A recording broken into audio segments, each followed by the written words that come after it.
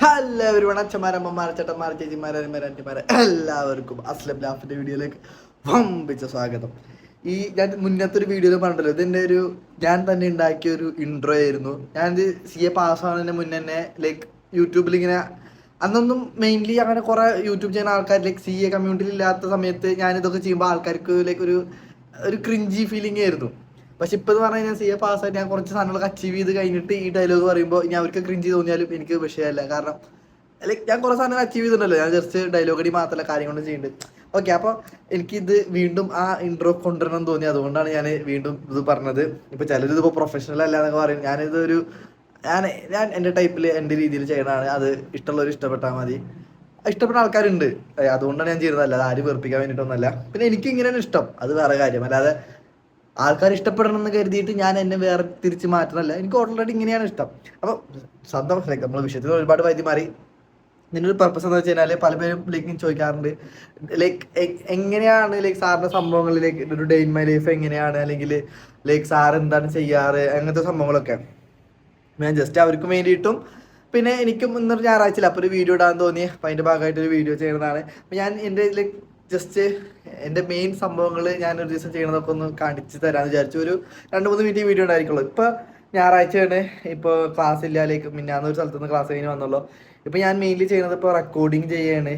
എൻ്റെ റെക്കോർഡർ ക്ലാസ്സിന് വേണ്ടിയിട്ട് ഇപ്പോൾ നമ്മൾ കോംബോ ഓഫർ പോലെ കൊടുക്കുന്നുണ്ട്. ജസ്റ്റ് 5,000 റുപ്പീസിന് CA ഇൻ്റർ ഫുൾ ഗ്രൂപ്പ്. SM മാത്രം ഇല്ലാത്തതുള്ളൂ. അത് ഈ അറ്റംപ്റ്റിന് മാത്രം ഇല്ലാത്തല്ലോ, നെക്സ്റ്റ് അറ്റംപ്റ്റ് ഉണ്ടായിരിക്കും.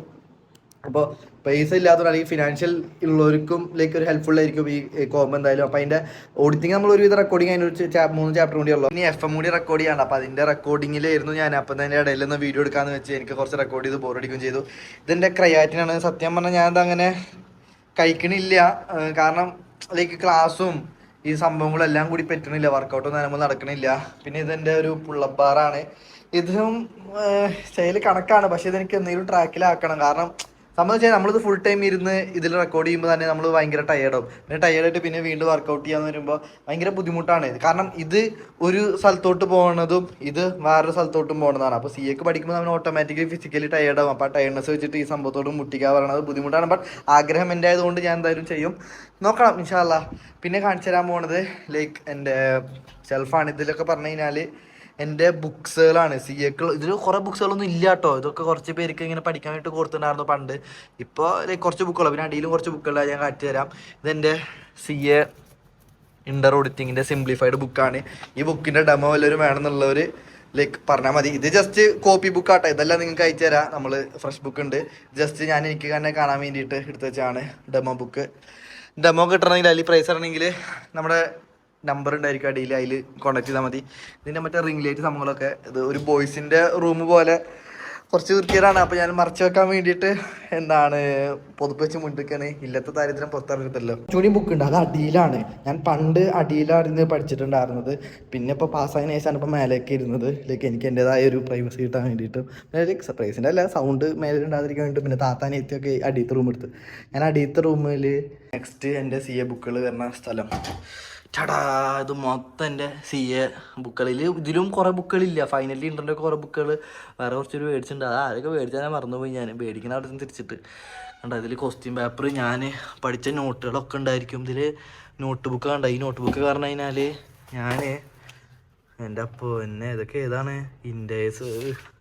ഇഷ്ടമല്ല ഇൻഡേഴ്സ് ഇഷ്ടമല്ല വെച്ച് കഴിഞ്ഞാൽ അല്ല, ഇത് ഇൻഡേഴ്സ് അല്ല, ഇത് DT. ഇത് DT എനിക്ക് ഒട്ടും ഇഷ്ടമല്ല. IDT പിന്നെയും കുഴപ്പമില്ല. Income from salary. ചിലപ്പോൾ DT അന്നത്തെ ആരംഭം പഠിക്കാത്തതുകൊണ്ടിരിക്കും വെറുത്തിട്ടുണ്ടായിരിക്കുക. പിന്നെ ഗവൺമെൻറ്റൊക്കെ കണക്കനല്ലേ അതിലോട്ടെ. അതാ ഓഡിറ്റിങ്ങിൻ്റെ പ്രൊണൗൺസ്മെൻറ്റ് ഫൈനലിൻ്റെ. എൻ്റെ മോനെ ഇതിൽ കണ്ട മാർക്ക്. ഞാൻ പ്രൊണൗൺസ്മെൻ്റൊക്കെ ചെറുതായിട്ട് നോക്കിയിട്ടുണ്ടായിരുന്നു. ഇതിലെവിടെ മാർക്കിങ് ഉണ്ടല്ലോ. ഇപ്പോൾ ഞാൻ എൻ്റെ അപ്പോൾ ഇതാ മാർക്ക് ചെയ്തെടുക്കുന്നത് ചെറുതായിട്ട് കണ്ടോ. അപ്പോൾ പക്ഷേ ഫൈനൽ ഭയങ്കര ബുദ്ധിമുട്ടായിരുന്നു. കാരണം ഞാൻ ക്ലാസ് ഒന്നും അറ്റൻഡ് ചെയ്തിട്ടുണ്ടായിരുന്നില്ല. അതുകൊണ്ടാണ് എനിക്ക് ഭയങ്കര ബുദ്ധിമുട്ടായിരുന്നു. ഫൈനലിൻ്റെ ബുക്ക് അങ്ങനെ ഉണ്ട്. ഇതെന്താ, അത് വേറെ ആരുടെ സർട്ടിഫിക്കറ്റാ. ഇതൊക്കെ ഏതാ SFM ഫൈനൽ. SFM എനിക്കൊരു കില്ലാടിയായിരുന്നു കേട്ടോ. എന്ന് വെച്ച് കഴിഞ്ഞാൽ എനിക്കിഷ്ടമായിരുന്നു SFM. എനിക്ക് 82 മാർക്ക് ഉണ്ടായിരുന്നു SFM. അത് ഞാൻ നല്ലോണം പഠിച്ചു പോയിട്ടുണ്ടായിരുന്നു 2ാമത്തെ അറ്റംപ്റ്റിൽ. ഓ എൻ്റെ അപ്പോൾ എന്നെ ഇത് ഞാൻ DT ഒന്നും ടെക്സ്റ്റ് ബുക്ക് തൊട്ടിട്ടില്ല, കാരണം അന്ന് ഇത് മെറ്റീരിയൽ ഉപയോഗിക്കുക ചെയ്തു തോന്നുന്നുണ്ട്. പുതിയ ബുക്ക് പോലെ എപ്പോഴും ഇരിക്കുന്നുണ്ട് DTയുടെ. എന്തത് ഇതൊരാളുടെ തലക്കടിച്ച് കൊല്ലാതെ ഈ ബുക്ക് കൊണ്ടാണെങ്കിൽ. പിന്നെന്താ